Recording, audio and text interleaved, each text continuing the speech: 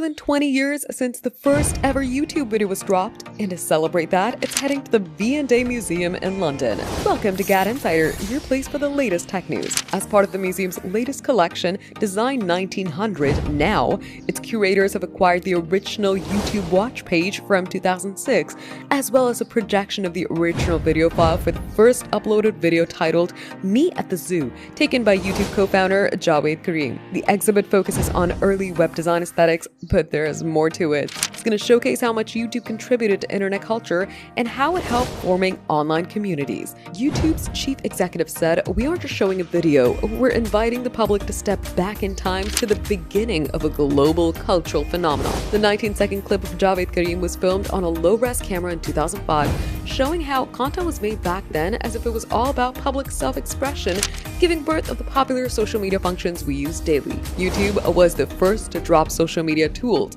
like badges, rating buttons, sharing, and recommendation. And it's weird to think now it's old enough to be put in a museum. Watching YouTube in 2007 felt like discovering something otherworldly.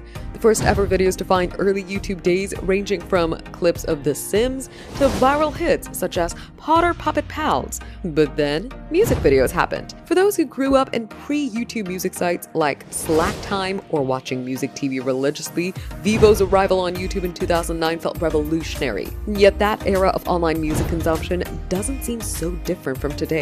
The platforms have become sleeker and more algorithm-driven, but the core experience remains surprisingly familiar. YouTube's layout may be more refined now, but still feels like early days. For more tech updates, subscribe to GadInsider, like and share the video, and don't forget to press the bell icon so you never miss any update.